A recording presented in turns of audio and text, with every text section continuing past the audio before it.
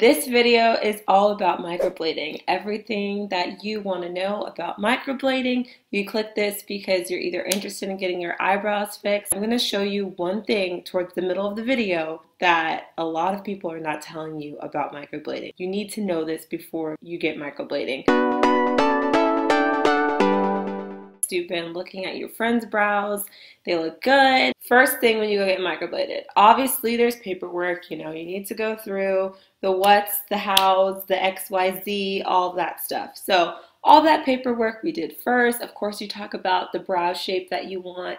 You talk about what you want your brows to look like. Maybe you fill them in and you show the artist that works on you, you show them, what you like. Like that is something that you should do. So after all of that good stuff, right, we've gone through Instagram pics and probably like 5 different people I like their eyebrows.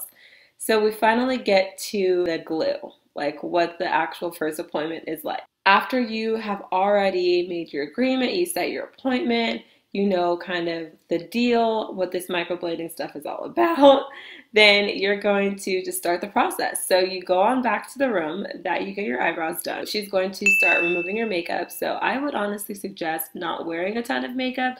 Like you don't need to wear a bunch of makeup when you go.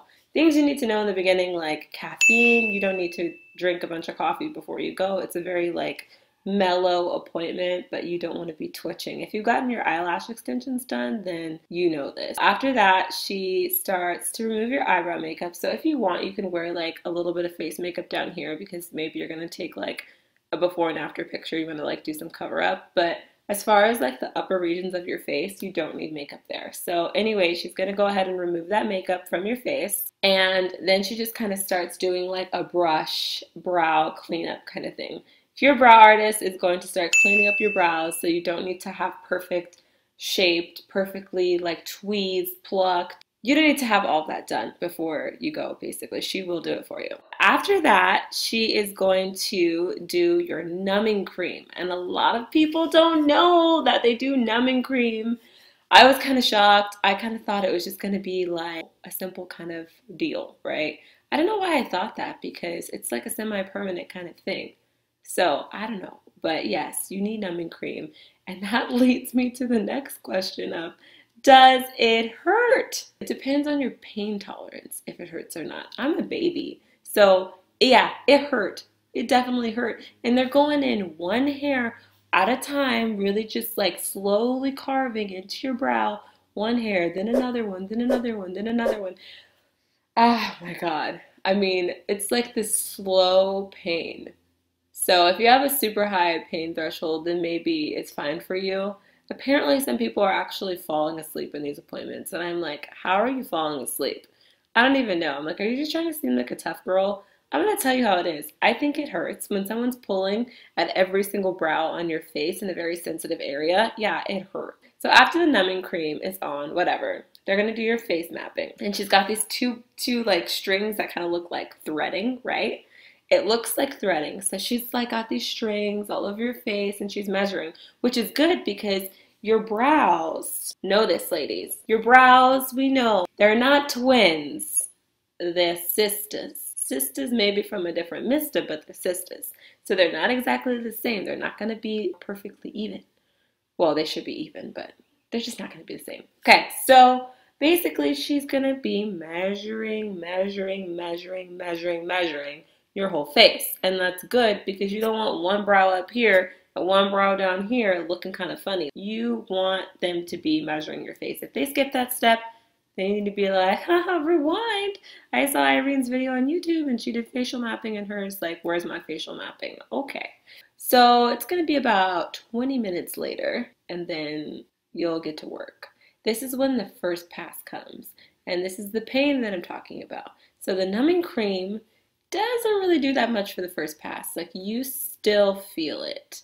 It's not until you get to the second pass after she puts more numbing cream, that's when you kind of start to relax a little bit. But honestly, that whole first pass through one eyebrow, then first pass through the second eyebrow, then more numbing cream, then you wait with a little paper on your face, then you do the second pass, and then you're going to do this again, second pass, numbing cream, and then you'll do a third pass, And then that's going to be when you get to the end of the appointment. That is the whole beginning to the middle of the microblading process. Now, I want to share with you some things that I learned and some things that I really think that you should know before you go get microblading. We know that it's semi-permanent. We know that you have to go and you have to get this done, and it's going to be, let's just range it from like $400 to $500, depending on where you're going. And you have to go at about 6 weeks to get a touch-up. So this touch-up usually is included with your appointment, and basically they're just going to redo the same thing that they did in the first appointment. So we're still in the first appointment, right? Things that you need to know before you actually get here, before you actually spend your hard-earned coin, your hard-earned money on this cosmetic service. Because is this cosmetic service like necessary for your life? Like, will you die without it? No. But let's be honest, we all want the good brows. So, since we all want the good brows and we know how we're going to get them, then you want to try microblading. So when I walked in, I had all of these like ideas of the brows that I wanted. Prepare for total domination, domination, domination. And she just looked at me and she said, okay, I think that what you want is micro shading. What? What is micro shading? I was like, what? What's micro shading? I was like, oh, so you're telling me that this is not microblading? And she was like, nope. This is micro shading. Now there were some pictures where maybe the girl had microblading. They even said I had microblading done, but then they also still filled in their brows. And I thought, why would a girl get microblading done and still fill in her brows? Like, why? Like, you paid.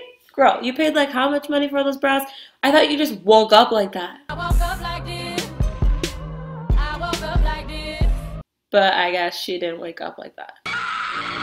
Seriously, I'm thinking that you get these eyebrows done and then you kind of just like wake up in the morning. Let's say your face is clear, not really breaking out or anything. Maybe you just need some like BB cream here or there and then you're good because you got those brows on, right? Throw on some mascara, maybe. You go to the grocery store. Hey boy, hey. You're looking like a fine apple. But that's not the case. Apparently it's not the case. Those girls have microblading and they are filling in their brows still. That's one girl. Girl number 2 had microblading and then got micro shading. Girl number 3 just has micro shading. She's got these perfect freaking brows. And I'm over here thinking that it's all microblading. Nobody is talking about micro shading. They're all just saying, I got my eyebrows microbladed. I did the like permanent eyebrow thing. And everyone's like, oh, the permanent eyebrow thing is not the old super sharp thing. It's microblading. Okay, but it's not. And that's what I really wanted you to hear in this video. My brow artist told me in my consultation, and I knew exactly what was up because she told me. But had she not told me this, I probably would be very disappointed because I would have thought that my eyebrows would have came out this super dramatic, like, bam, perfect filled in, everything. And that's just not the case. Now, am I happy with my first experience? Yes, I am very happy with my first experience. I wanted to get my eyebrows microbladed because they were always very thin, always very sparse. They never grew. And I also had a little scar in my eyebrow from when I fell when I was little and I got stitches in my brow and the hair never grew back there. Why the hair never grew back there is because of the scar tissue. And I didn't know that any of this before I got my eyebrows microbladed. I think you should get it done if you feel the same way, if some of these things are the same for you, because if your eyebrows aren't growing, if they're thin, if you're always filling them in, or if there's spots where your eyebrows just don't grow, then it's really annoying to have to keep putting so much makeup on, right? Like, who wants to be putting makeup in their eyebrows every single day? I know I don't. If you want to talk about brows, then let me know in the comments. Don't forget to subscribe and tap the bell because that's how you know when I upload new videos. Otherwise, you're just not gonna know. And that's it. So I will see you in the next video. If you want to see what happens in the 6-week touch-up, then I'm showing you everything again in the 6-week touch-up. We're going to find out how my eyebrows look. We're going to see how dark they are. We'll see about the scar tissue, all of that good stuff. All right, see you in the next video. Bye!